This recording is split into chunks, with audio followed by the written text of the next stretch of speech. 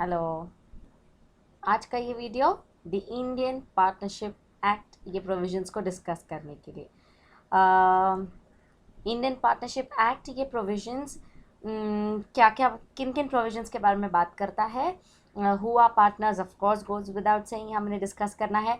Partnership मतलब क्या, कैसे आइडेंटिफाई करें कि the certain set of people are partners with each other और नॉट। माइनर का पार्टनर में कुछ इन्वॉल्वमेंट पार्टनरशिप में होता है कि नहीं होता है, एक्सेट्रा एक्सेट्रा एक्सेट्रा। ये सारे सवालों के जवाब you will be getting in this particular video. Shall we start? चला, द इंडियन पार्टनरशिप एक्ट 1932। चलो आई रिमाइंड यू, हमने इंडियन कॉन्ट्रैक्ट एक्ट किया, फिर सेल ऑफ गुड्स एक्ट किया, फिर हमने नेगोशिएबल इंस्ट्रूमेंट एक्ट का थोड़ा लिस्ट लिया।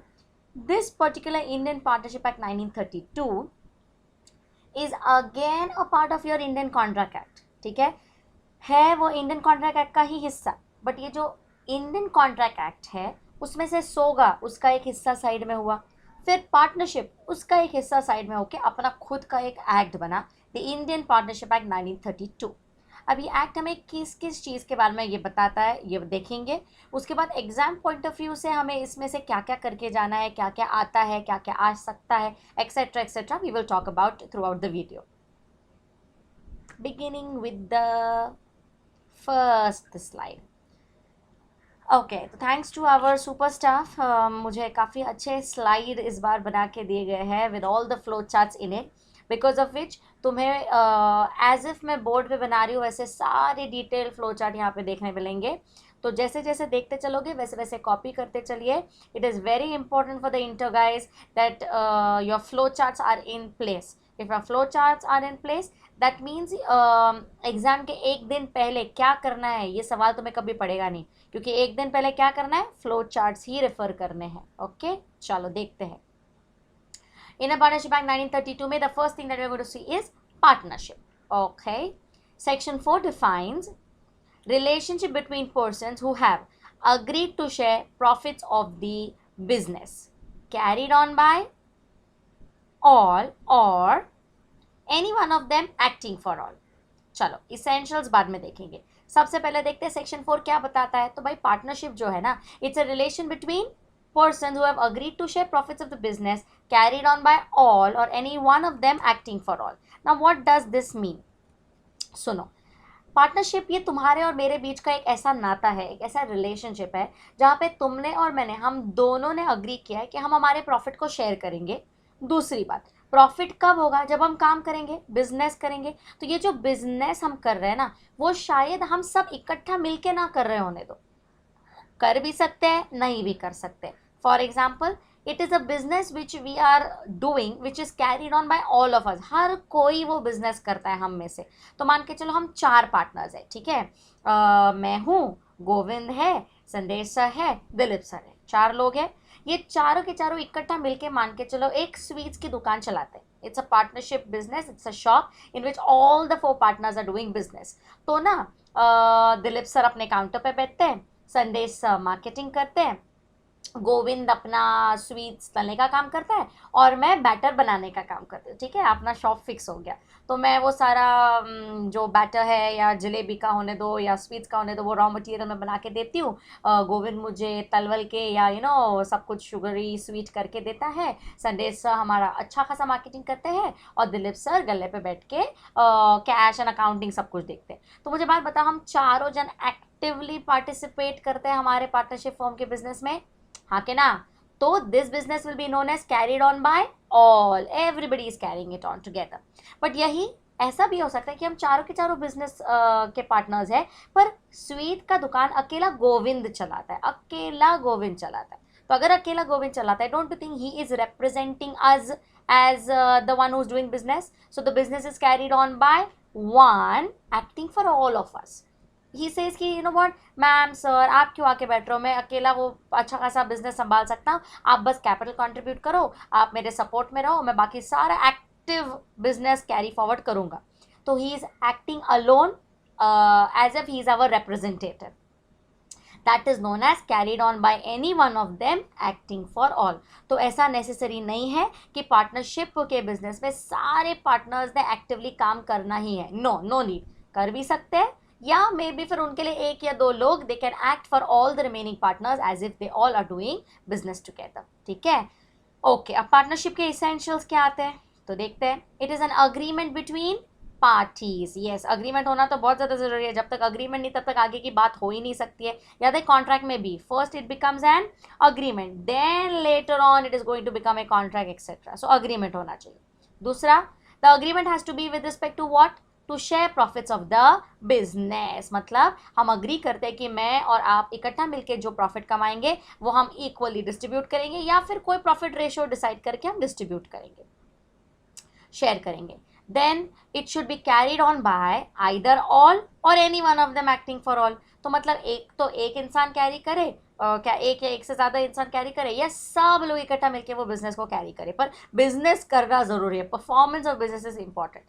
Last important point, there has to be mutual agency. Oh my god, अब ये क्या वर्ड मैम फाड़ दिया, म्यूचुअल एजेंसी। चलो सुनो, म्यूचुअल एजेंसी ना इंडियन पार्टनरशिप एक्ट या रादर कोई भी पार्टनरशिप का हार्ट है। अगर कोई भी पार्टनरशिप में से म्यूचुअल एजेंसी निकाल दो, कुछ बचता ही नहीं, there no partners no nothing. Why, I will tell you. Partnership business में म्यूचुअल एजेंसी का मतलब, आज अगर हम चारों, जैसे मैंने ये एग्जांपल उठाया है, एक दूसरे के पार्टनर्स है और गोविंद हम सब के रिप्रेजेंटेटिव बन के बिजनेस कर रहा है गोविंद, है ना, तो तुम्हें पता है he is acting as our agent and we all are acting as his principals। कल अगर गोविंद से गलती से शॉप में कुछ गड़बड़ हो जाती है और उसके शॉप के स्वीट्स खा के किसी को फूड पॉइजनिंग हो गया, तो तुम्हें पता है हम सब को वो पेनल्टी का लॉस बेयर करना है। हम सारे के सारे वहाँ आके, वो जो अग्रीव्ड पार्टी है, जो दुखी है, जिसको लूज मोशन है, जिसको फूड पॉइजनिंग हुआ है, we all are liable towards him. हालांकि हमने तो काम भी नहीं किए, क्यों? क्योंकि हम एज पार्टनर्स एक दूसरे को बांध लेते हैं अपने एक्टिविटीज से। जब हम पार्टनर्स में से कोई एक भी वो बिजनेस का काम करता है, वो हमारा एजेंट होता है, हम उसके प्रिंसिपल होते हैं। और यू पीपल नो ऑलरेडी कि एजेंट के एक्टिविटीज के लिए प्रिंसिपल इज ऑलवेज लायबल। तो पार्टनर्स में इंटर से, आपस में, इंटर से मतलब आपस में, एजेंट और प्रिंसिपल का रिलेशनशिप होता है। इसके लिए म्यूचुअल, म्यूचुअल मतलब अमंग्स्ट अस, विद इन अस, तेरे मेरे बीच में, इज म्यूचुअल क्या है, एजेंसी है, तेरे मेरे बीच में एजेंसी है। आज मैं अगर कहीं जाके रॉ मटेरियल सप्लायर से बात करूं मेरे बिजनेस के लिए, मैं मेरे बाकी ये तीनों पार्टनर्स की क्या बन गई, एजेंट बन गई, वो मेरे क्या बन गए, प्रिंसिपल्स बन गए। ये खासियत होती है पार्टनरशिप की कि there will always be mutual agency. तो कल अगर मैंने फ्रॉड किया ना बिजनेस के नाम पे, हम चारों के चारों जेल जाने वाले, क्योंकि मैंने कहा क्या कहा, all partners bind each other with their activities, business activities. मैंने पर्सनल लाइफ में अगर मेरे पति को मारा, दैट इज डोमेस्टिक वायलेंस, तो सारे पार्टनर्स नहीं जा रहे जेल मेरे साथ। पर अगर बिजनेस करते वक्त मैंने कुछ गड़बड़ की, definitely all the four of us are going to go to jail together. हालांकि वो बेचारों का तो कोई हाथ भी नहीं था, पर वो मेरे क्या थे, पार्टनर्स थे। सो म्यूचुअल एजेंसी का होना बहुत ज़्यादा ज़रूरी है। शेयरिंग ऑफ प्रॉफिट्स भी इंपॉर्टेंट है क्या मैम? शेयरिंग ऑफ प्रॉफिट्स भी इंपॉर्टेंट है, पर वैसे देखने जाओगे तो आज अगर तुम कोई कंपनी के एम्प्लॉय हो, कंपनी प्रॉफिट कमाता है, उसी में से तो थोड़ा तुम्हें एज सैलरी मिलता है, तो कंपनी भी तुम्हारे साथ प्रॉफिट ही शेयर कर रहा है, पार्टनर हो तुम कंपनी के, नहीं ना। तो sharing of profit is not the sole agenda. What is the sole agenda? Mutual agency होनी चाहिए। क्या होनी चाहिए? Mutual agency. चलो अब ये देखते हैं क्या ये एक्ट पूरे India, it extends to the whole of India and it provides rules regarding partnership. Okay, ये तो अपना बेसिक था। टाइप्स ऑफ पार्टनरशिप क्या है देखते हैं। ओके, चलो ये अपने दो बंदे दिख रहे हैं, they are shaking hand together, they are agreeing to one particular deal, तो they become partners of each other. अब ये पार्टनरशिप के टाइप्स क्या है देखो, दो टाइप्स स्पेसिफिकली बहुत क्लियरली मेंशन्ड है। टाइप्स ऑफ पार्टनरशिप का पहला टाइप है एट विल। विल मतलब मेरी इच्छा, मेरी डिजायर। दूसरा टाइप है पर्टिकुलर पार्टनरशिप, पर्टिकुलर या स्पेसिफाइड कुछ भी कहते हैं उसको। चलो अब विल क्या है देखते हैं। Partnership at will, any of the partners can at his will dissolve partnership at any time by giving notice to the other partner। अच्छा अब ये क्या है देखो, मान के चलो हम जो चार लोग थे, हमारा पार्टनरशिप एट विल था, मतलब ऐसा ना कोई एंड डेट डिसाइडेड नहीं था पार्टनरशिप डीड में, हमारा पार्टनरशिप चलते रहेगा चलते रहेगा चलते रहेगा चलते रहेगा चलते रहेगा। एक रफली 10 साल बाद मुझे ऐसा लगा नहीं यार अब मेरे से नहीं हो रहा है ये पार्टनरशिप को और आगे बढ़ाना, तो better I just say bye bye to all my partners. तो मैं मेरे डिज़ायर पे बाकी मेरे सारे पार्टनर्स को एक नोटिस दूंगी कि देखो भाई, I am no longer your partner, तो thank you so much for the partnership for all these years, नमस्कार बाय बाय। तो मैंने क्या किया, मेरे विल पे मेरे पार्टनरशिप को तोड़ दिया, कैंसिल कर दिया, स्टॉप कर दिया एट विल। अच्छा, वो बचे कुचे जो 3 लोग हैं वो अपने फर्म को रिकॉन्स्टिट्यूट करेंगे, वो सब बंद करके नहीं बैठेंगे बोरिया बिस्तरा पर, अब मैं वो विल पार्टनरशिप का हिस्सा नहीं हो, बराबर है। सो पार्टनरशिप एट विल का मतलब है when you start your partnership the deed does not mention any end date, the partnership deed dissolves when the partners, any of the partners give notice to each other for the dissolution, ठीक है, for the dissolution of partnership deed, okay. तो deed जाएगा, नया deed बनेगा वो तीनों के बीच में, और वो पर्टिकुलर स्वीट का दुकान अभी भी जारी रहेगा पर मेरे बिना, ओके। यही पर्टिकुलर पार्टनरशिप की अगर बात करो तो पार्टनरशिप डीड में स्पेसिफाइड होता है एक तो टाइम या object after which the partnership gets dissolve. मतलब पार्टनरशिप डीड में मैंने सर लोगों के साथ, गोविंद के साथ डीड ही बना के रखा था कि भाई आज से 15 साल, तो पार्टनरशिप डीड में लिखा था कि 15 years from today the partnership will get dissolve, finish the end. तो 15 साल का टाइम खत्म, पार्टनरशिप डिसॉल्व। या हमने ऑब्जेक्ट लिखा था कि हम 4 लोग इकट्ठा आके ये ब्रिज बांधेंगे, ये ब्रिज बांधने का ऑब्जेक्ट 5 साल में पूरा हो गया, ठीक है, 5 साल बाद हमारा deed finish, dissolve, partnership dissolve. ये अगर उसको 10 साल लगते तो 10 साल तक हम पार्टनर्स रहते, जब तक ऑब्जेक्ट अकम्प्लिश नहीं होता है तब तक वो डिसॉल्व ना होता। तो पर्टिकुलर पार्टनरशिप एक तो टाइम के रिलेटेड पर्टिकुलर हो सकती है या ऑब्जेक्ट के रिलेटेड पर्टिकुलर हो सकती है। Is this fine? इसे कहते हैं पर्टिकुलर पार्टनरशिप। तो टाइप्स ऑफ पार्टनरशिप में 2, at will and particular. Fair enough, आगे बढ़ते हैं।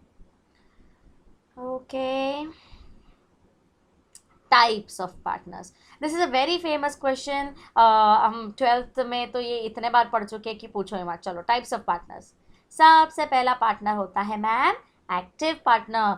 मैम वो ना सारे सारे सारे काम करता है वो बिजनेस में, इसलिए उसको एक्टिव कहते हैं। ये बचपन से याद किया हुआ कंसेप्ट है हमारा, correct.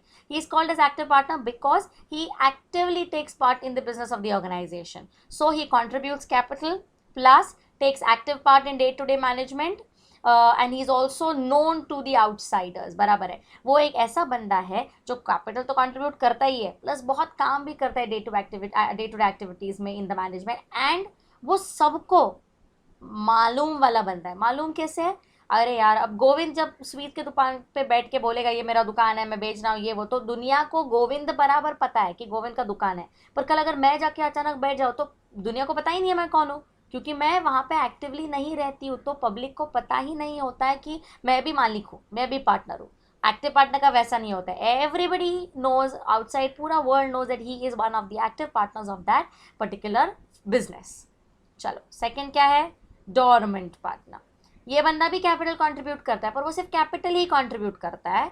He contributes capital only and he is unknown to the outsider. Why is he unknown to the outsider people? Because he is sleeping, he is literally sleeping. Dormant का मतलब ही क्या है? वो सो रहा है। सो रहा है इन द सेंस हिल डुल नहीं रहा है, मतलब वो एक्टिवली बिजनेस करने में हिस्सा नहीं लेता। चलो, देन आता है सीक्रेट पार्टनर। अब ये सीक्रेट पार्टनर कौन है? देखो, he also contributes capital, takes active part in business but not known to the outsider. वो कैपिटल भी कंट्रीब्यूट करता है प्लस वो बिजनेस में मदद भी करता है, पर पब्लिक को पता ही नहीं कि ही is also one partner because he is kept secret. सुना ही दिया। वो दुकान पे दिखेगा नहीं सब चलते हुए, पर मे बी वो गोडाउन में, वेयर हाउस में पीछे बैठा है और बहुत कुछ मैनेज करके दे रहा है, बहुत अकाउंटिंग करके दे रहा है, बहुत कुछ करके दे रहा है मे बी, प्लस कैपिटल तो कंट्रीब्यूट किया ही है, पर क्या पब्लिक को वो पता है? तो वैसे हमारा एक मान के चलो सीक्रेट पार्टनर है अभिषेक नाम का हमारा एक बंदा। तो पब्लिक को हम 4 ही लोग पता है, गोविंद, दिलीप सर, संदेश सर और मैं। अभिषेक तो किसी को पता ही नहीं है क्योंकि वो हमारा सीक्रेट पार्टनर है। ओके, चलो फिर limited partner. He also contributes capital, liability उसका लिमिटेड होता है only to the capital contributed. देखो वहां लिखा है the firm does not dissolve on his death, या इंसॉल्वेंसी या लूनेसी। अब ये क्या है समझो। टाइप्स ऑफ पार्टनर में लिमिटेड पार्टनर ये एक ऐसा बंदा होता है जो कैपिटल कंट्रीब्यूट करता है, पर ना लॉस उसका ना कैपिटल के जितना ही है। फॉर एग्जाम्पल, अगर उसने 1 लाख का कैपिटल कंट्रीब्यूट किया और हमारे फर्म को 2 लाख का लॉस हुआ, दैट डजंट मीन वो 1 लाख से ज़्यादा कुछ कंट्रीब्यूट करेगा, वो अपना 1 लाख ही दाव पे लगाएगा, उससे ज़्यादा उसका कुछ दाव पे लगा हुआ नहीं रहता है, जिसके वजह से उसकी लाइबिलिटी लिमिटेड होती है। यूजुअली तुम्हें पता है पार्टनरशिप फर्म में liability of all partners is unlimited, घर दार सब बेचना पड़ता है अगर लॉस हुआ तो। पर लिमिटेड पार्टनर का वैसा नहीं है, जिसके वजह से वो है या वो नहीं है, it doesn't matter to the firm. So firm does not dissolve on his death और इज इंसॉल्वेंसी और इज लूनेसी। लूनेसी मतलब वो पागल हो गया तो भी फर्म को फर्क नहीं पड़ता है तो ठीक है, नहीं तो भी ठीक है। देन सब पार्टनर, ये सब पार्टनर सबसे इजी, मेरे पार्टनर का partner is sub partner, partners partner. Okay, and last आता है पार्टनर बाय एस्टॉपेल। चलो इसको इंग्लिश में समझने से पहले मैं एग्जाम्पल देती हूँ, वो समझो, फिर इंग्लिश में उसको समझेंगे। Partner by estoppel. ओके, अब ये कौन है पार्टनर बाय एस्टॉपेल? चलो तो मान के चलो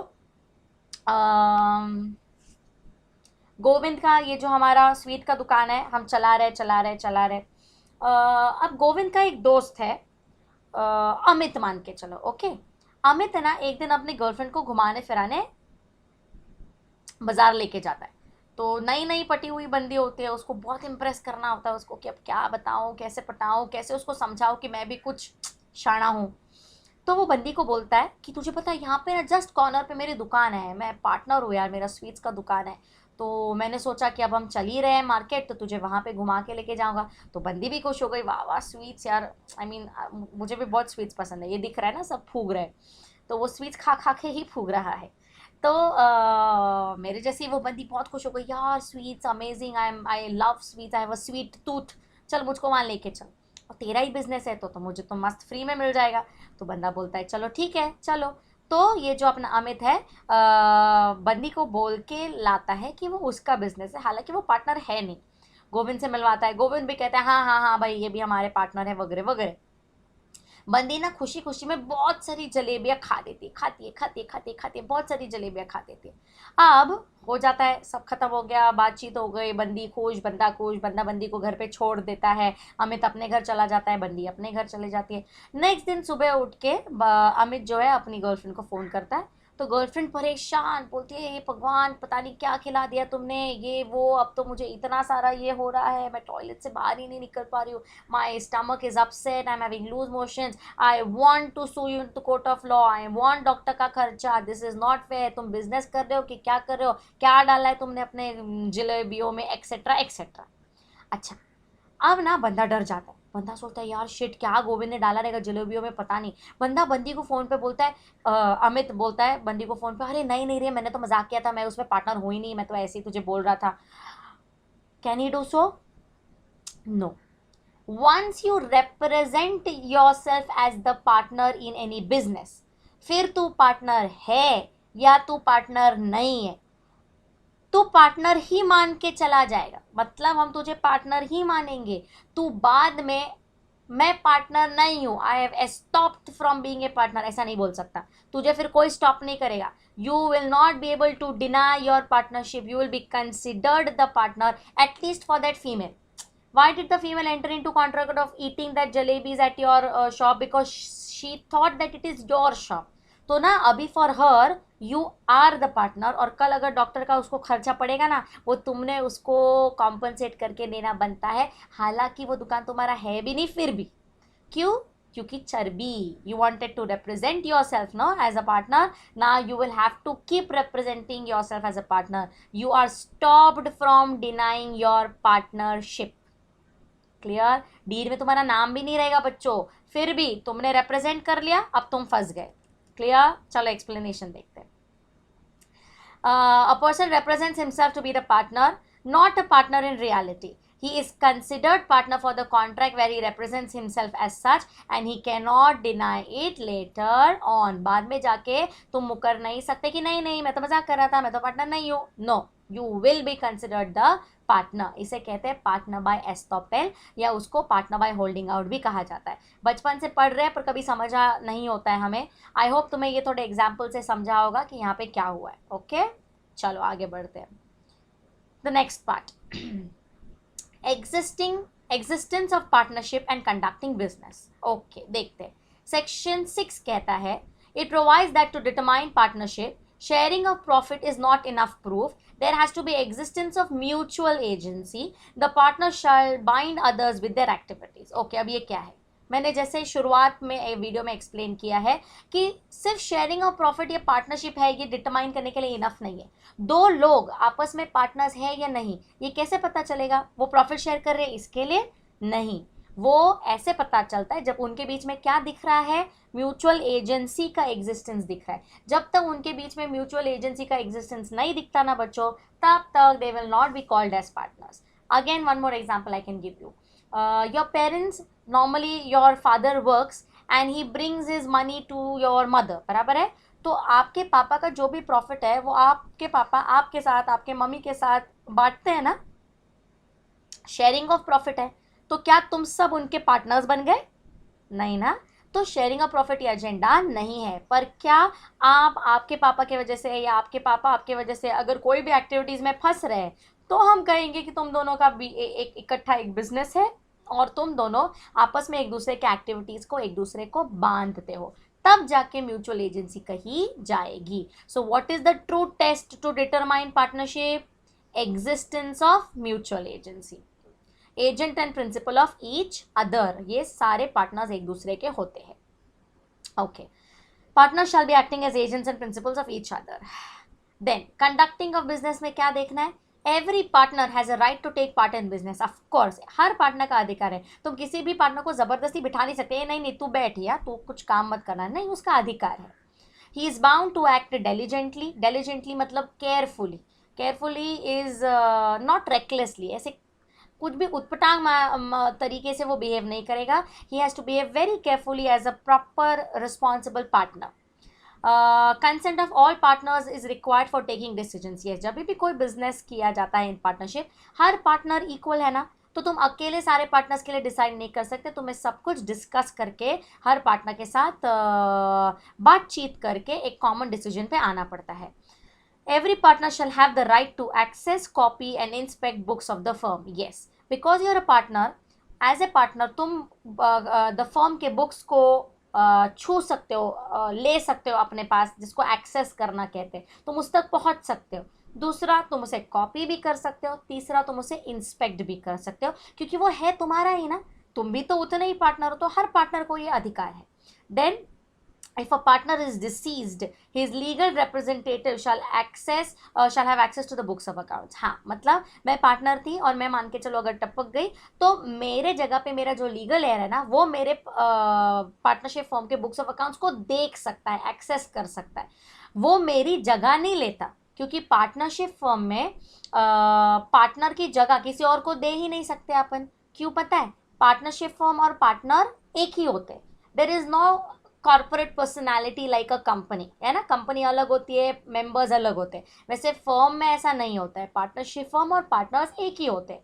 अगर मैं कहूँ पार्टनरशिप फर्म अलग, पार्टनर्स अलग, तो उसे एलएलपी कहा जाता है, लिमिटेड लायबिलिटी पार्टनरशिप, जो इसके बाद वाला एक्ट है। ये एक्ट में हम ऐसा मान के चलते हैं कि it is the one and the same, partnership firm और पार्टनर्स। तो कल अगर एक पार्टनर मर गया, फर्म जो है ना वो रिकॉन्स्टिट्यूट होके डिसॉल्व होके वापस बन जाएगी, पर नए डीड के साथ बनेगी, है ना। तो मेरी जगह पे मेरा लीगल एयर आके बैठ के बिजनेस शुरू होगा, ऐसा नहीं है। नया कॉन्ट्रैक्ट बनाना पड़ता है। कंपनी में मेंबर गया, नया मेंबर आया, कंपनी को फर्क नहीं पड़ता है, यहाँ पे पार्टनरशिप को फर्क पड़ता है। सो मेरे लीगल रिप्रेजेंटेटिव को सिर्फ बुक्स ऑफ अकाउंट्स को चेक करने का अधिकार है, बाकी कुछ भी वो कर नहीं सकता। आगे देखते हैं। ये देखो, पार्टनर और ship, they are again in to each other. Okay, the mutual rights and liabilities of partners. Yes, as a partner मेरे क्या क्या अधिकार है और क्या क्या लाइबिलिटीज है आपस में एक दूसरे के साथ और फर्म के तरफ।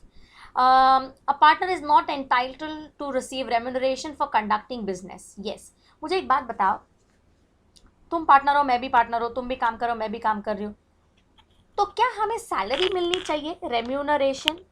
नहीं ना यार, what is the need for remuneration? I don't understand. You are the owner, why are you going to get salary? But कभी कभी ऐसा होता है कि एक अकेला पार्टनर, जैसे हमारे केस में मैंने एग्जांपल दिया, गोविंद अकेला काम कर रहा है और बाकी हम सब स्लीपिंग पार्टनर्स हैं. तो मुझे बात बताओ, गोविंद अगर दिन भर काम करेगा और प्रॉफिट उसको इक्वली शेयर करना है, तो उसको थोड़ा बहुत रेम्यूनरेशन देना बनता है ना, because he is working like an employee and an owner both. तो अगर सारे पार्टनर्स ने अग्री किया तो तुम्हें रेम्यूनरेशन मिलेगा, बट अदरवाइज अलग से you are not going to get any remuneration for doing your business. It is your business, you are supposed to do it. Then a partner is entitled to share profits of business equally and contribute equally to losses. Yes, partnership का जो definition है, carried on by all, any of them, acting for all, sharing of profits, ये वो sharing of profits में sharing of loss भी inclusive है.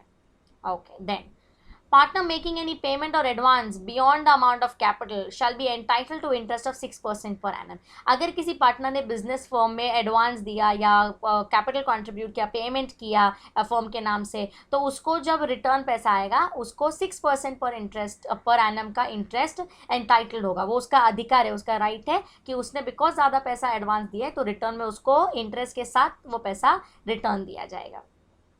Then firm shall indemnify the partner for payment by him for conduct of business or for acts done in emergency. हाँ चलो अब ये बताती हूँ.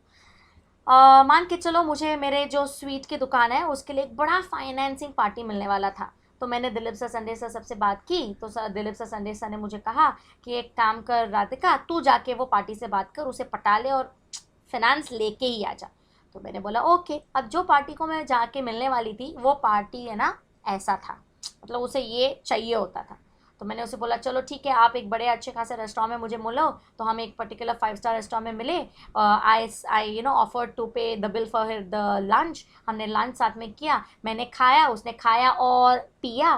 सारा खर्चा बिल बन के मेरे पास आ गया, मैंने मेरे पॉकेट से खर्चा दे दिया. मुझे बात बताओ, ये सारे ट्रांजैक्शन की वजह से बंदा खुश हो गया. उसने मेरा प्रोजेक्ट देखा, खाते पीते क्यों ना हो पर मेरा प्रोजेक्ट देखा मैंने कैसी सारी बातें की है, हमें क्यों फाइनेंस चाहिए, कौन से ऑब्जेक्ट के लिए फाइनेंस चाहिए, हमारा बिजनेस लीगल है, ये सब कुछ मैंने उनको समझाया और उन्हें पटा डाला. अब उन्हें मैंने जो लंच प्रोवाइड किया, चलो दारू छोड़ दो तो ऐसे ही मैंने जोक में बोल दिया, पर अगर सच में if I provide him with lunch and we discuss it over lunch, we are discussing the business of the firm, we are discussing the project of the firm and we want the finance for the firm. तो don't think मैं अकेला खर्चा करूँ, ये बात बनती नहीं है. सो अगर मैंने ऐसा खर्चा किया भी है फॉर कंडक्टिंग बिजनेस या for any emergency activities which were in I had to do it because there was nobody else who was present at that emergency, तो मुझे मेरे पॉकेट से खर्चा करना पड़ा है, वो मेरा खर्चा मुझे भरपाई करके मिलेगा, मतलब इंडेमनीफाई करके मिलेगा.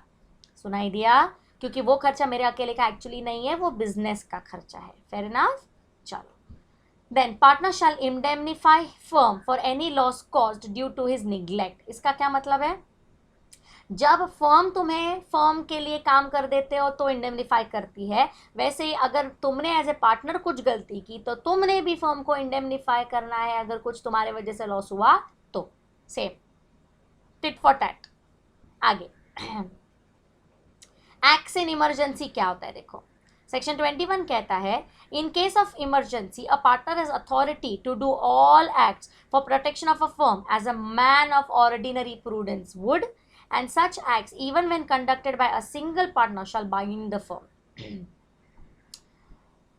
मान के चलो इकोनॉमिक क्राइसिस हुआ, suddenly the market went very drastically down और हमारा बिजनेस भी डूबने आया था, बहुत इश्यूज थे. तभी ना ऐसा हुआ कि दिलीप सर को एक बड़ा सा बंदा मिला, अच्छा खासा businessman, who was very eager to buy our business at a very very good rate. हालांकि मार्केट में वो प्राइस मिल ही नहीं रहा था पर हमारा बिजनेस अच्छा खासा बेचा जाने वाला था. अब ये इमरजेंसी थी, अभी नहीं बेचते तो कभी नहीं बेच पाते, फिर लॉस में हमें डिसॉल्व हो जाना पड़ता, वाइंड अप करना पड़ता. तो Dilip sir took the decision and he said sold. चलो ठीक है, मैं मेरे पार्टनर से बात कर लूँगा पर अच्छे रेट पे आप मुझे मेरे बिजनेस को खरीद लो. तो सामने वाले बड़े बिजनेसमैन ने अच्छे खासे रेट पे खरीद लिया. बाद में दिलीप सर ने हम सारे पार्टनर्स को आके बोला तुम्हें पता है मैंने ना अपना बिजनेस ना बेच डाला. हम शॉक में, हम बोले ऐसे कैसे हो सकता है, आप ऐसे कैसे कर सकते हो.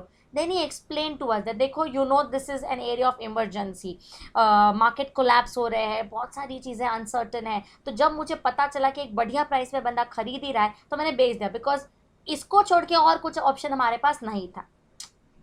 अब जब बंदे ने ये हमारे फर्म के भले के लिए, हमारे भले के लिए किया है, there was no time for him to call, set up a meeting, discuss and then talk to the big businessman. The big businessman was there sitting in front of him, ले लिया डिसीजन।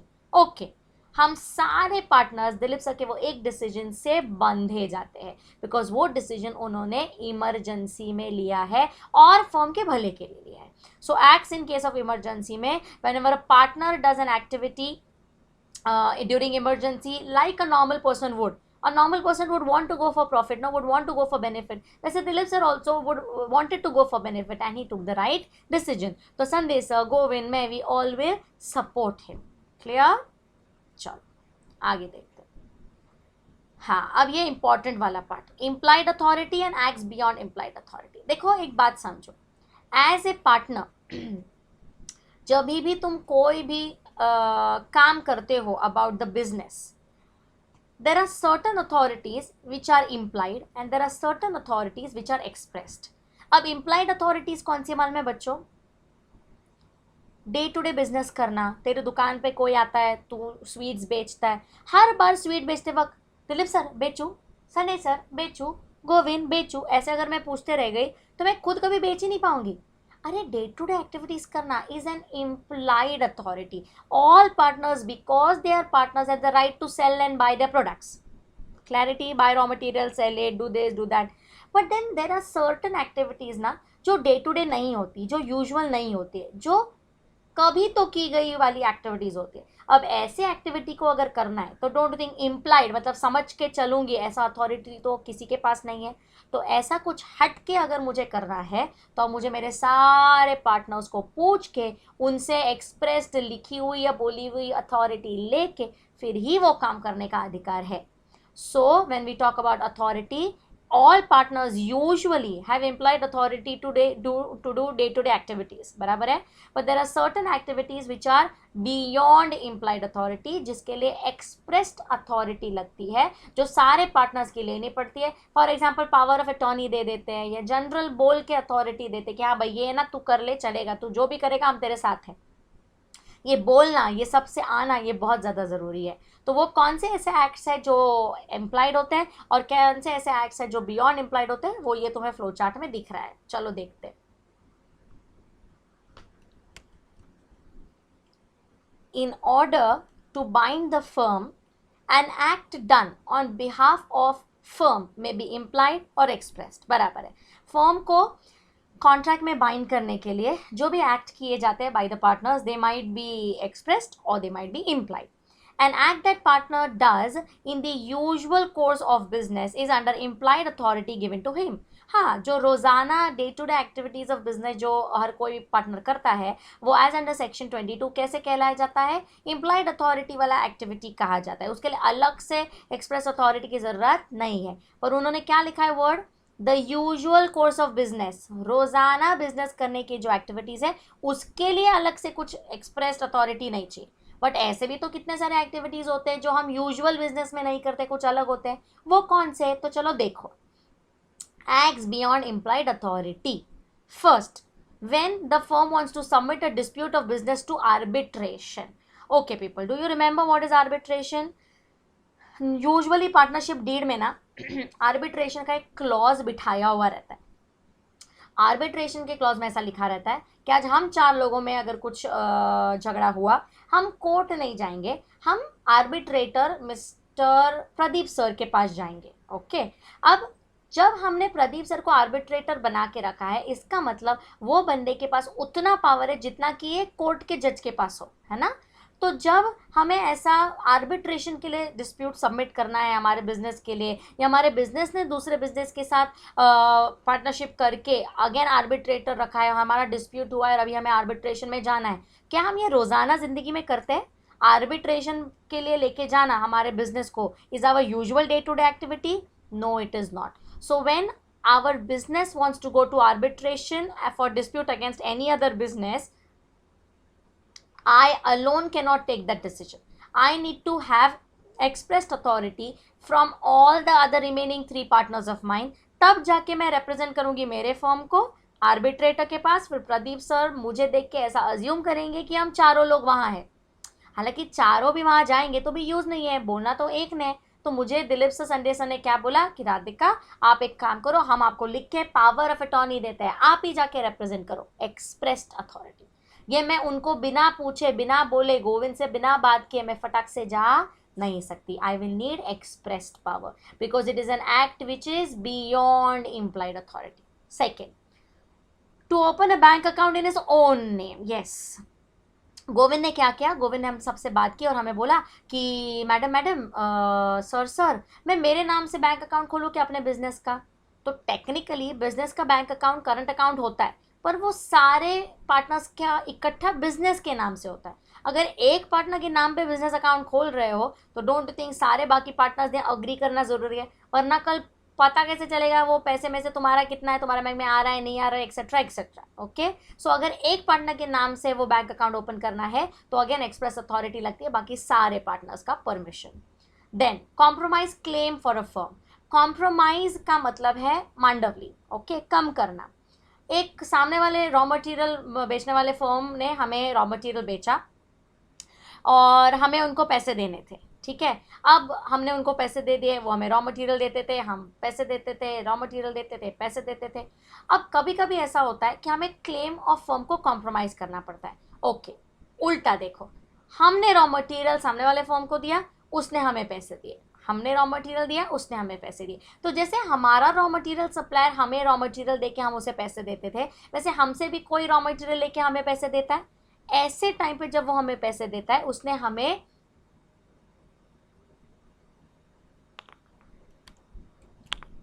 पैसे देने हैं।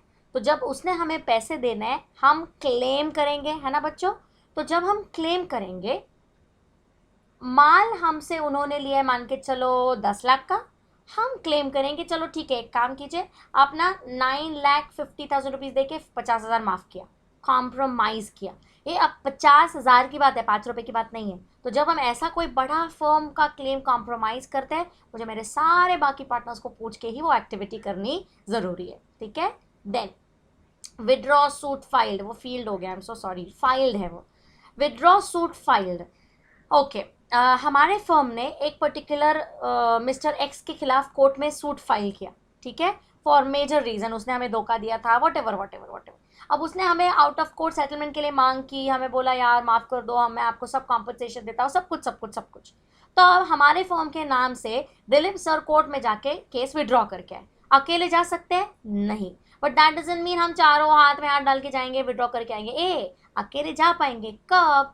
जब हम सबसे उन्होंने expressed authority ली होगी कि we allow Dilip sir to represent us into the court of law to withdraw the suit filed, ठीक है।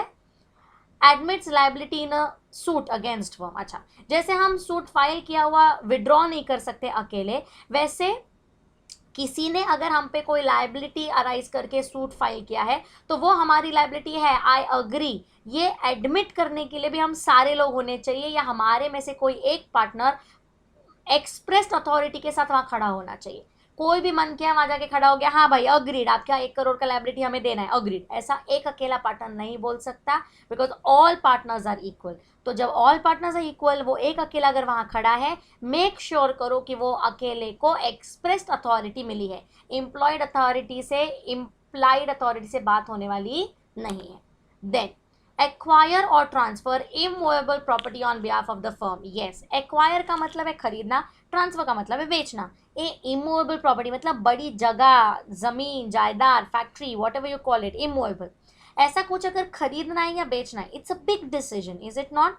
One single partner cannot take that decision. If he is doing so, he needs the power of attorney of all the other partners. Expressed authority चाहिए, implied से काम नहीं बनेगा। Likewise, enter into partnership for firm।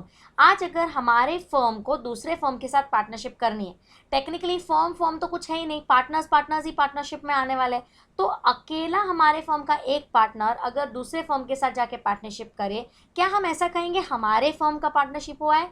नहीं, वो हम कब कहेंगे? जब वो एक अकेले पार्टनर को हम सारे बाकी पार्टनर्स ने एक्सप्रेस्ड अथॉरिटी दी कि जा बच्चा जा, हमें रिप्रेजेंट कर, तू ही हमारा फर्म है, पर ये लिखा हुआ एक्सप्रेस्ड अथॉरिटी होना ज़रूरी है। जब तक वो एक्सप्रेस्ड अथॉरिटी नहीं, अगर वो अकेले जाके ऐसा पार्टनरशिप करते हैं ना, वो कॉन्ट्रैक्ट नल एंड वॉइड है, because it is beyond his implied authority, it is not in his capacity to act like that. when will it become his capacity? When he is given expressed authority. So ये सारे जो circumstances है, ये सारे circumstances as under section 22, you require authority which is expressed, because all these acts are beyond implied authority. सबसे पहले to submit a dispute of business to arbitration. Second, to open bank account in partner's name. Third, compromise claim of firm. Fourth, withdraw suit file. Fifth, admit liability in a suit against the firm. Then acquire or transfer immovable property on behalf of the firm. And lastly, enter into partnership of the firm, for the firm. Clear? आगे बढ़ते हैं। Partnership बनती कैसी है? Formation of partnership. सबसे पहले तो यार पार्टनरशिप बनानी है तो कितने नंबर ऑफ पार्टनर्स है वो डिसाइड करो। तो चलो हमने डिसाइड किया 4 हम पार्टनर्स हैं। फिर हमारे पार्टनरशिप के लिए एक नाम ढूंढना होता है। तो चलो हमने नाम ढूंढा था, मान के चलो DSRG फर्म, बहुत ही था बट ठीक है, DSRG फर्म, हम DSRG फर्म है, हमने नाम भी पार्टनरशिप का रख दिया। फिर हम बिजनेस सिलेक्ट करते हैं, you have to select your business. तो हमारा बिजनेस क्या था? स्वीट्स का दुकान का बिजनेस था। फिर डिसाइड क्या करना होता है? Decide the capital to be brought in. 4 लोग हैं, 4 लोग एक लाख लाएंगे, ऐसा हमने डिसाइड किया। तो चलो 4 लाख से हमने बिजनेस शुरू किया। Then you have to prepare a deed. Deed is your written registered instrument, जहाँ पे सर, दोनों सर के नाम, गोविंद का नाम, मेरा नाम, हमने कितना कैपिटल कंट्रीब्यूट किया, ये सारे डिटेल्स हम लिखेंगे। The deed has to be in writing and it is to be signed by all the partners. Okay. Then registration is optional. Yes. But in Maharashtra, Gujarat, registration is mandatory. ये deed को तुम्हारे firm को register कराना पड़ता है, पर बाकी other states में it is optional. You may not. Then you have to open a bank account in the name of the firm. Yes, in the name of what people? In the name of firm. ये बहुत ज़्यादा ज़रूरी वाला part है। पहले में हमने क्या लिखा था? In the name of partner करोगे तो एक्सप्रेस अथॉरिटी लगता है, in the name of firm करोगे तो कुछ नहीं, ये यूजुअल है हमेशा। Then acquire all the mandatory licences. जैसे अगर मैं ये दुकान खोल रही हूँ स्वीट्स का, तुम्हें पता है मुझे गुमास्ता लाइसेंस लगेगा शॉप एंड इस्टेब्लिशमेंट एक्ट के अंदर, तो वो सारे मैंडेटरी लाइसेंसेज कवर अप करने होते हैं। देखो लाइसेंसेज में रजिस्ट्रेशन शाल, रजिस्ट्रार, ये सारे काम होने के बाद shall issue the certificate of registration which shall be conclusive evidence of existence of firm.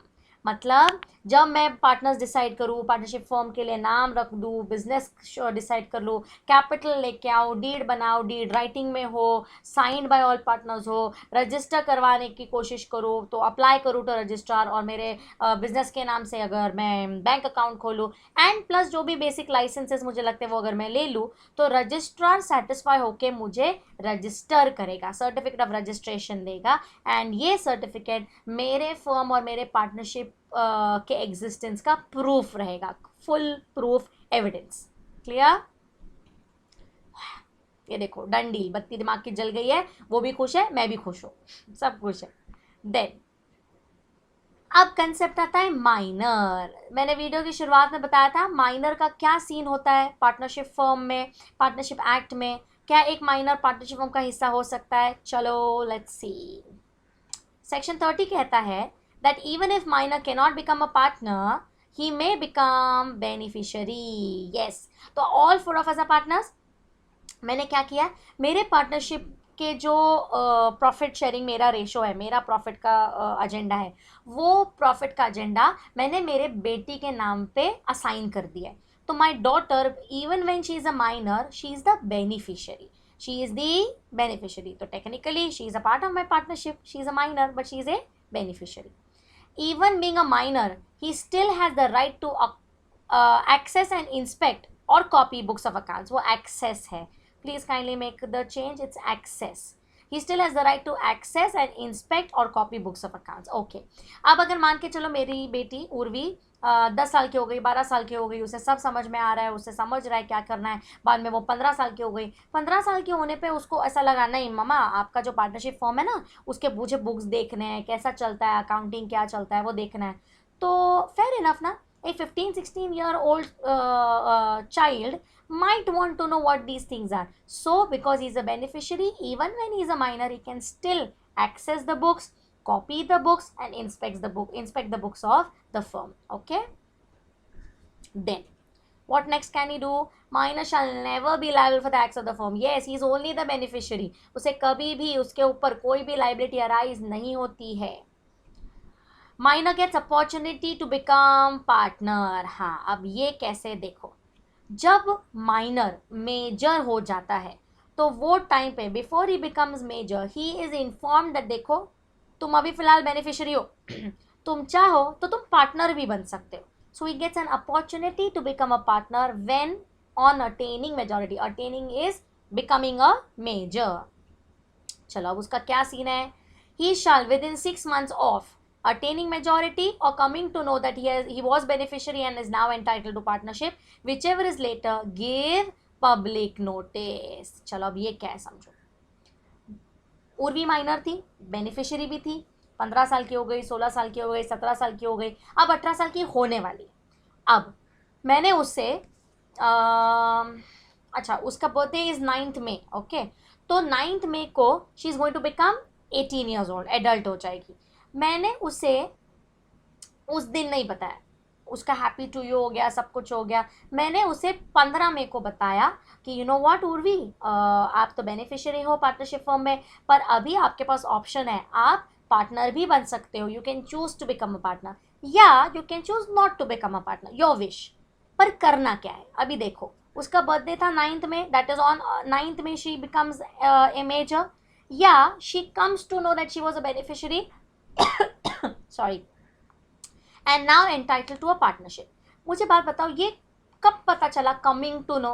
15 मई को. तो मुझे बात बताओ लेटर क्या है, 9 मई बाद में आता है कि 15 मई बाद में आता है? 15 मई बाद में आता है. 15 मई से 6 महीने के अंदर, 15 मई से 6 months के अंदर she will give a public notice whether she wants to become a partner or she doesn't want to become a partner. मतलब क्या? अच्छा यही एग्जाम्पल ट्विस्ट करके बताती हूँ. चलो अनदर वे राउंड.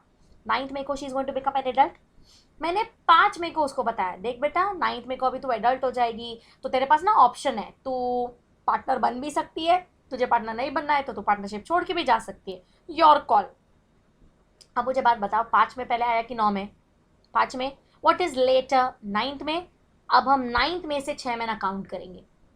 तो ये अटेनिंग मेजॉरिटी या coming to know that you can become a partner, whichever comes later, से 6 महीने तक का टाइम होता है माइनर के पास. विचएवर कम्स लेटर से 6 महीने तक का टाइम. तो अगर 15 में लेटर आता है, 15 में इज कमिंग टू नो, उसके बाद 6 महीने, या अगर 9 में लेटर आता है तो 9 में से 6 महीने. क्या कंपेयर करना है? Birthday and coming to know that you can become a partner. ठीक है, बर्थडे पहले आया तो कमिंग टू नो से 6 महीना, बर्थडे बाद में आया तो बर्थडे से 6 महीने के अंदर क्या करना है? माइनर ने पब्लिक नोटिस देनी है इन द न्यूज़पेपर या in the official gazette that you know what, I choose to become a partner, और you know what, I choose not to become a partner. अच्छा अब देखो आगे क्या लिखा है. If minor fails to give notice, he shall be deemed to be a partner of firm on expiry of 6 months. ये देखो अपना क्यूट सी उर्वी भी बनाई है मैंने वहाँ पे. ओके, तो अगर माइनर ने 6 महीने के अंदर पब्लिक नोटिस फाइल नहीं की, हम अज्यूम करके चलेंगे कि वो पार्टनर ऑफ द फर्म बन गए. तुम्हें समझ में आ रही है बात? We will deem that he becomes a partner. इसका मतलब ये है कि अगर उसे पार्टनर बनना है ना, वो पब्लिक नोटिस दे कि नहीं दे फर्क ही नहीं पड़ता है, वैसे भी 6 महीने बाद हम उसे पार्टनर मान के चलेंगे.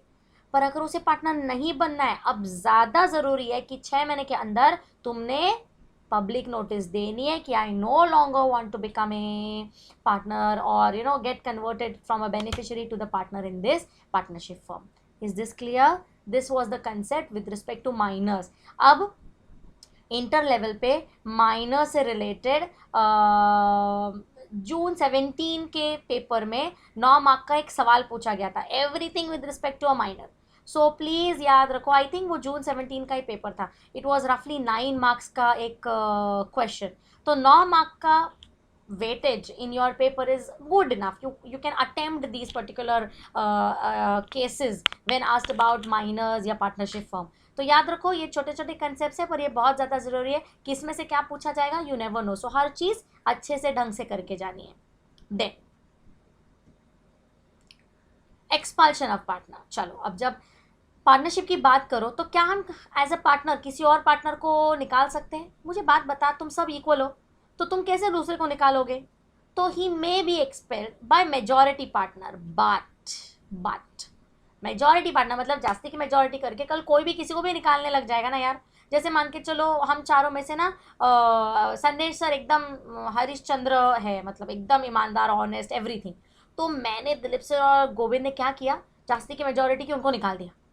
या मान के चलो मैं सबसे बड़ी हरिश्चंद्र हूँ, ये तीनों लड़कों ने क्या किया, जास्ती की मेजॉरिटी किया, मुझे निकाल दिया. ये ऐसे तो अनफेयर हो गया ना. तो एक पार्टनर को निकाला जा सकता है, बाय जास्ती की मेजॉरिटी ही निकालेंगे, पर इन अटमोस्ट गुड फेथ निकाला जाता है. अब ये अटमोस्ट गुड फेथ क्या है वो देखना बहुत ज़्यादा ज़रूरी है. It means that the person who is going, the partner who is being expelled shall be given notice of expulsion. मतलब भाई तुझे निकाला जा रहा है, उसका नोटिस उसको दिया जाएगा थोड़े दिन पहले. फिर उसको बताया जाएगा why, the reason thereof why is he being expelled, क्यों उसको निकाला जा रहा है. And third and important part, उसको बोलने का मौका दिया जाएगा. Opportunity of being heard will be given to him. अगर उसको ये नहीं दिया जाता तीनों बातें, तो सिर्फ जास्ती की मेजॉरिटी करके हम किसी भी पार्टनर को एक्सपेल बच्चों नहीं कर सकते. Not at all, not possible, Nada. Clear?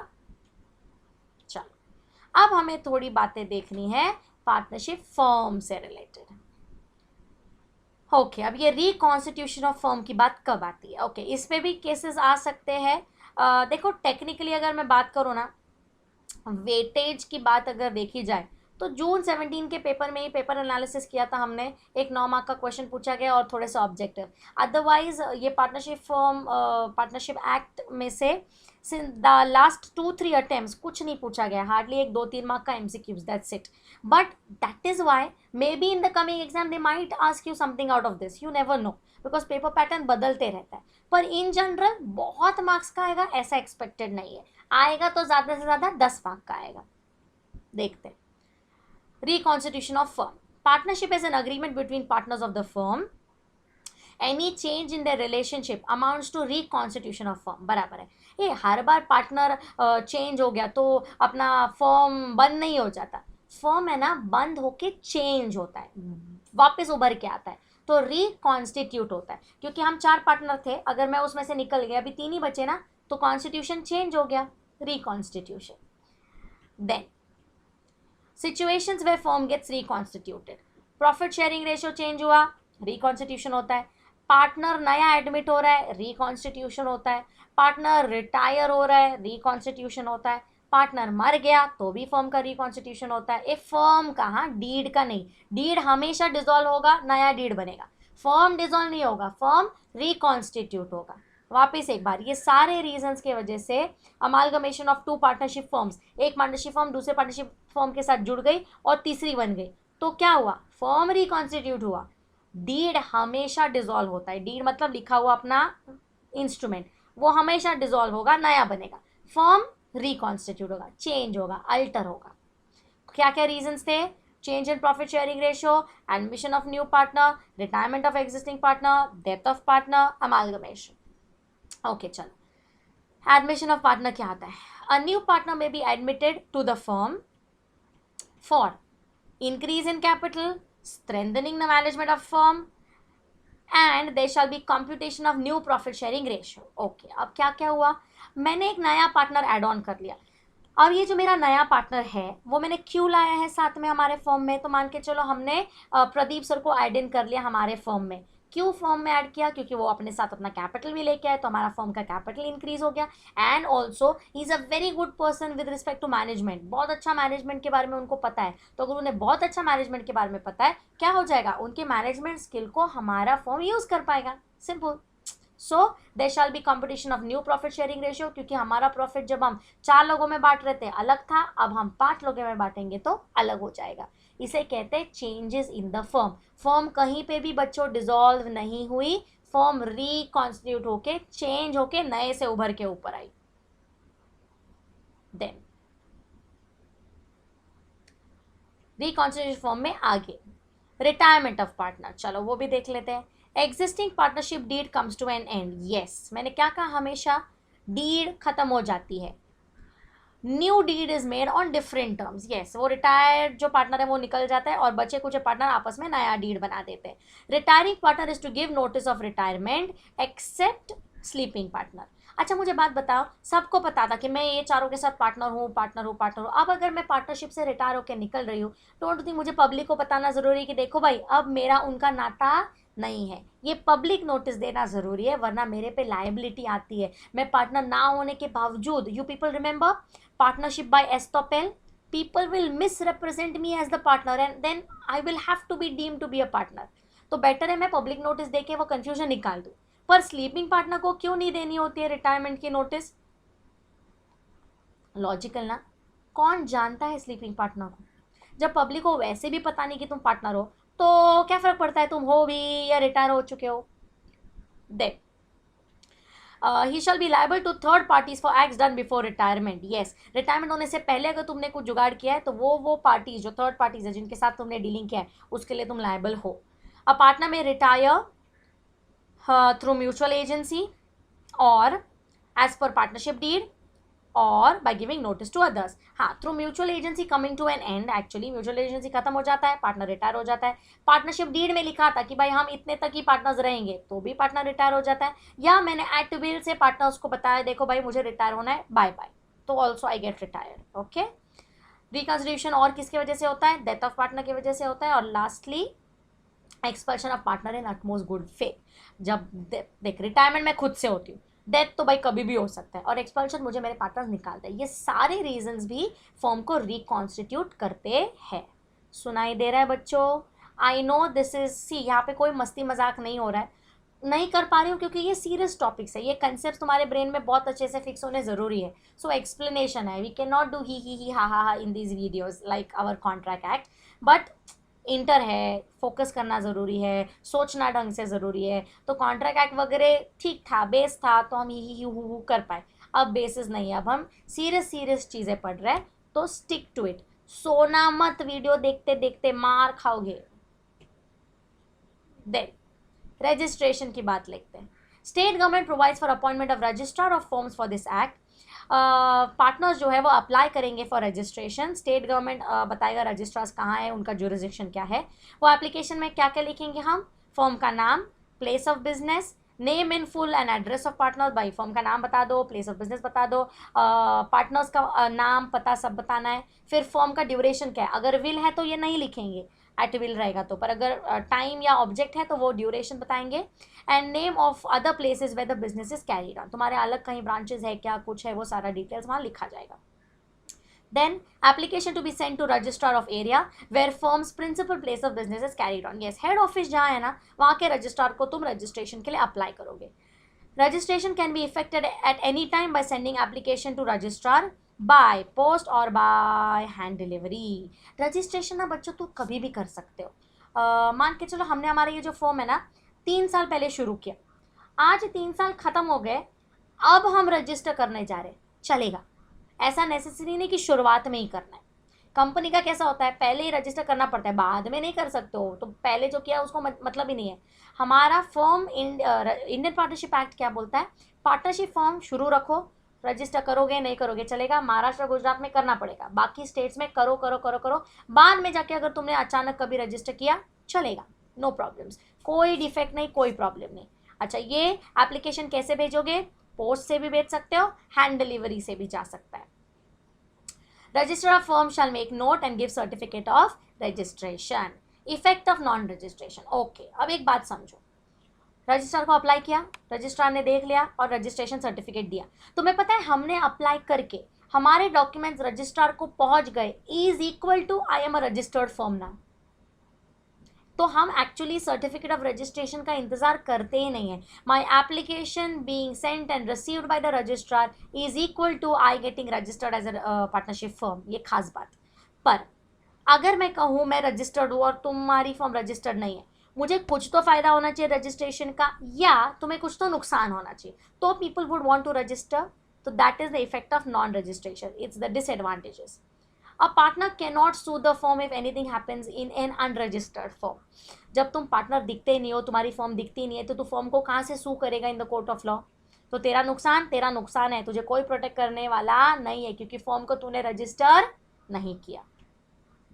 Then firm can not sue third parties in the court of law. Yes, तुम्हारा फर्म था, हम चारों का फर्म है मान के चलो, हमारे एक बड़ा बिजनेसमैन आया, हमसे बहुत सारे एक रफली 1.5 लाख रुपए के स्वीट्स लेके चला गया, अभी तक पेमेंट नहीं किया है. मैं उसको सू ही नहीं कर सकती इन द कोर्ट ऑफ लॉ, क्योंकि लॉ को मेरा बिजनेस दिख ही नहीं रहे. समझ में आई बात? पर सबसे डेंजर बात देख ये है, थर्ड पार्टी में sue the firm in the court of law. कभी कभी ऐसा होता है कि हाँ ठीक है, मैं नहीं दिख रही हूँ ना कोर्ट को, चल अब मैं ही झोल करती हूँ. तो मैंने क्या किया, मैंने 1 से 1.5 लाख रुपए का पैसा लिया और उसको बोला मैं तुझे स्वीट्स प्रोवाइड करूंगी, और मैंने स्वीट्स प्रोवाइड ही नहीं किए. मैंने क्या सोचा, अरे यार मैं कोर्ट को दिखती ही नहीं हूँ, कहाँ वो मेरे पे केस करेगा. Wrong. Third party can file a case on you even when you are an unregistered form. ये अपना जो कोर्ट है ना, वो चश्मा पहन के तुम्हें देख लेगा, तू रजिस्टर्ड नहीं है तो भी, क्योंकि तेरे रजिस्ट्रेशन ना होने से थर्ड पार्टी और पब्लिक और सोसाइटी का नुकसान कोर्ट नहीं होने देगा. तो ये 3 मेजर डिसएडवांटेजेस है. पहला, पार्टनर सू नहीं कर सकता फर्म को फॉर हिज ओन प्रॉफिट और something like that. Firm can not sue third parties, but third parties can definitely sue the firm in case of fraud. Clear? चलो, जब रजिस्ट्रेशन देख रहे हैं तो अभी देखेंगे dissolution. Compulsory resolution of firm करते हैं if particular partnership and fixed partnership, जब टाइम और ऑब्जेक्ट जो है वो अकम्प्लिश हो जाता है. ऑफ कोर्स ना, डिसोल्यूशन ऑफ फर्म हमने लिखा ही था, टाइम खत्म हो गया डिसॉल्व हो जाएगा, ऑब्जेक्ट मिल गया डिसॉल्व हो जाएगा, तो अब जब सब ये हो ही गया तो डिसॉल्व करना ही पड़ेगा, कंपल्सरी. या डिसोल्यूशन कैसे किया जाता है? By agreement with consent of all parties. Yes, हम सारे पार्टनर्स इकट्ठा मिलकर डिसाइड करते हैं, बस फिनिश, बहुत हो गया, अब दी एंड डिसॉल्व हो जाता है. By notice if partnership is at will. बराबर है, एक पार्टनर ने दूसरे पार्टनर्स को नोटिस दिया कि देखो भाई अब डिसॉल्व करना है, चलो डिसॉल्व हो गया. बाय कोर्ट डिसोल्यूशन कब होता है देखते हैं. If a partner becomes of unsound mind, the deed gets dissolved, the firm might get reconstituted. If partners become permanently incapable of performing duty of partnership. अच्छा मुझे बात बता, सारे के सारे पार्टनर्स पागल हो गए, फर्म डिसॉल्व हो जाती है. सारे के सारे पार्टनर्स इनकेपेबल हो गए टू परफॉर्म द पार्टनरशिप का business, dissolution of partnership. Partner does fraud prejudicially affecting business of firm. Partner ने इतना बड़ा फ्रॉड कर लिया कि अब फर्म अगर चले भी ना तो लॉस पे चलेगी, तो क्या फायदा, बेटर है उसको बंद ही कर दो, dissolution. The partner wilfully and persistently commits breach of agreement. Agreement को फॉलो नहीं किया जा रहा है, पार्टनर्स बार बार जानबूझ के वही चीज़ें फ्रॉडुलेंटली एक्टिविटी कर रहे हैं, फर्म डिसॉल्व होगा. Business of firm can not be carried on at a loss, carried on saving at any loss. अच्छा, इसका मतलब क्या मालूम है? अगर पार्टनरशिप फर्म यहाँ है, अगर पार्टनरशिप फर्म और चली ना तो नीचे गिरेगी, बहुत लॉस होगा. नहीं चली तो एटलीस्ट इधर का इधर रुक जाएगी, ऊपर प्रॉफिट की तरफ फर्म कभी जाने वाली नहीं है. तो don't think it is better कि हम यहीं पे रुक जाए, क्योंकि और अगर जिंदा रहेंगे एज अ फर्म तो लॉस होने वाला है. सो business of firm can not be carried out save at a loss. Better है कोर्ट उसको आके डिसॉल्व कर देता है. And last, if partner in any way transfers whole interest to third party या has allowed his share to be charged. इसका मतलब क्या है कि अगर पार्टनर अपने पूरे पार्टनरशिप के इंटरेस्ट को किसी और को दे देता है, दे सकता है क्या? नहीं दे सकता बच्चों. His interest can be assigned, benefit दिया जा सकता है, उसकी जगह नहीं दिया जा सकता. तो अगर वो अपनी जगह ही किसी और को दे दे, it is equal to him leaving the partnership, deed dissolve होगा, फर्म शायद रिकॉन्स्टिट्यूट हो जाए. पर अगर सारे पार्टनर्स अगर अपनी ऐसी जगह किसी और को दे दे तो फर्म ही डिसॉल्व हो जाता है. एंड लास्ट, अगर उसने अपना पूरा शेयर किसी और को कर्जे पे दे दिया, उसके ऊपर कर्जा चढ़ा दिया है, चार्ज चढ़ा दिया है, तो भी उसका पार्टनरशिप गए में जमा है, मतलब it will be considered as if he is no longer the partner, and then the court might come and pass an order to dissolve the firm as well. So compulsory resolution में जब firm का काम, time या काम दोनों में से कुछ भी एक फिक्स था वो खत्म हो गया, फर्म डिसॉल्व हो जाती है. ये तुम्हें चाहिए तो वापस अलग से शुरू करो, पर फिलहाल प्रोसीजर के लिए उसको डिसॉल्व करना पड़ता है.